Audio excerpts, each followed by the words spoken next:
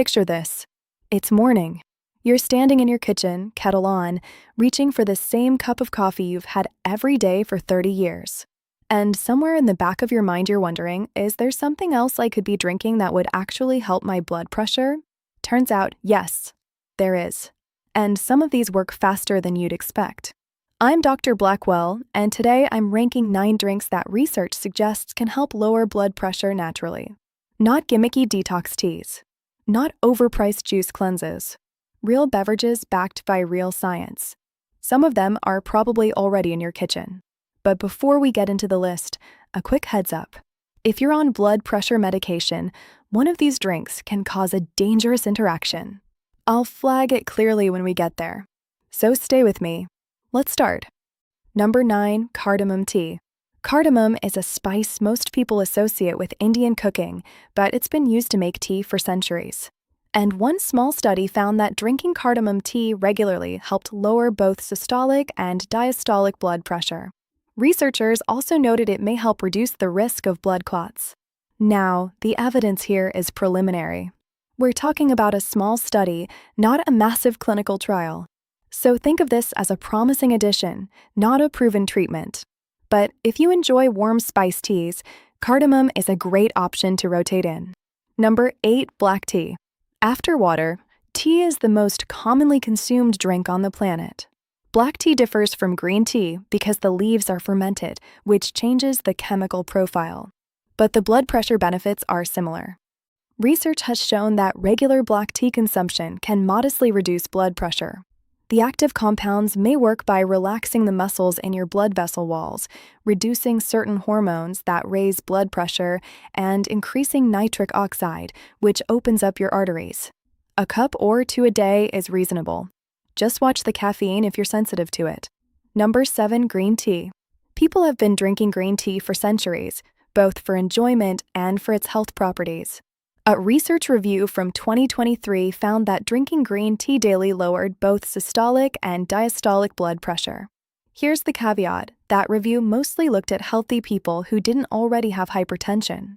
So we need more research on people who have high blood pressure. But the trend is encouraging. Green tea contains catechins, powerful antioxidants that improve vascular function and support your body's ability to regulate blood pressure. 1 to 3 cups a day. Hot or cold. Skip the sugar. Number 6, grapefruit juice. Does grapefruit lower blood pressure? It can. Grapefruit contains potassium, lycopene, fiber, and other plant nutrients that support cardiovascular health. But, and this is the big warning I mentioned earlier, grapefruit juice interacts with certain medications, including some blood pressure drugs. It affects how your liver processes those medications, which can lead to dangerously high drug levels in your blood. If you take any medication, not just blood pressure meds, talk to your doctor or pharmacist before you start drinking grapefruit juice regularly. This isn't optional advice. This is a genuine safety issue. For people who aren't on interacting medications, a glass of grapefruit juice can be a solid morning choice. Number 5, pomegranate juice. Pomegranate juice is rich in anthocyanins, the same antioxidant that makes hibiscus tea effective. It may also interact with an enzyme that plays a key role in blood pressure regulation. Multiple small studies found that people who drink pomegranate juice daily for at least 2 weeks saw reductions in their blood pressure. The research on exact amounts is mixed, but at least 8 ounces a day seems to be the threshold where benefits start showing up. The data isn't bulletproof yet, but a lot of researchers agree that pomegranate juice has real potential for blood pressure support. If you're thinking, I'm definitely trying some of these, comment trying IT below. I want to know which drink caught your attention. Number 4, hibiscus tea. This one's got some of the strongest evidence on this list. Hibiscus tea contains anthocyanin, a potent antioxidant, and research shows that drinking 2 cups a day for at least 2 weeks can measurably lower blood pressure. Most studies looked at the effects after 4 weeks. Some found it can start working within 90 minutes. Others saw no effect until several hours later, probably because the amount of active compounds varies from cup to cup. Steep dried hibiscus flowers in hot water for 5 to 10 minutes. Drink it hot or iced. Avoid it if you're pregnant or breastfeeding without checking with your doctor first. And if you're on blood pressure medication, talk to your doctor about layering this in. It can enhance the blood pressure lowering effect, which means your dose may need adjusting.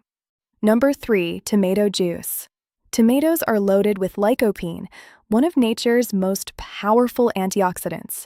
And a scientific review found that tomato juice lowered systolic blood pressure, especially in people 55 and older who drink about 200 milliliters a day. That's a little less than 1 cup. The improvement showed up over the course of about a year with daily consumption. So this isn't a quick fix, it's a daily habit that pays off over time. Look for low-sodium versions. Regular canned tomato juice can be high in salt, which would cancel out the benefit. Number 2, skim milk. This one surprises people. Skim milk contains potassium, calcium, and magnesium, 3 minerals that are directly involved in blood pressure regulation. And studies have shown that drinking skim milk daily can help lower blood pressure, especially in people 55 and older. The change can happen in as little as 4 weeks. Full-fat milk didn't show the same benefit. It's specifically skim that the research supports. If you're not a milk drinker, you can get similar minerals from fortified plant milks, but the studies were done on actual dairy skim milk. And number 1, the drink with the fastest, most impressive blood pressure effect, beet juice. Beet juice is rich in nitrate. Your body converts that nitrate into nitric oxide, which relaxes and widens your blood vessels. And the effect is fast. Here's how it works. You drink the beet juice. The nitrate gets absorbed in your gut. It travels to your salivary glands, where bacteria in your mouth convert it to nitrite. That nitrite then enters your bloodstream and gets converted to nitric oxide, the molecule that tells your blood vessels to relax. It's a whole chain reaction, and it starts working within minutes. A clinical trial showed that drinking a little over 2 cups of beet juice once lowered blood pressure almost immediately, within about 30 minutes. And the effect lasted close to 24 hours. Daily consumption may have an even longer lasting effect, though the research on that is still developing. In the largest randomized controlled trial, 68 hypertensive patients who drank nitrate-rich beet juice daily for 4 weeks saw their systolic blood pressure drop by an average of 9 millimeters of mercury. That's a clinically meaningful change, comparable to what some single medications deliver. A meta-analysis of multiple studies confirmed the effect, showing an average reduction of about 3.5 millimeters of mercury systolic across all populations studied. Now, beet juice doesn't taste great. Let's be honest. It's earthy. It turns your urine and stool pink or red. That's called bacteria, and it's completely harmless. Don't panic when you see it. But the evidence behind it is some of the strongest on this entire list. One important note, if you use antibacterial mouthwash, it can actually block this pathway. The bacteria in your mouth are essential for converting nitrate to nitrite.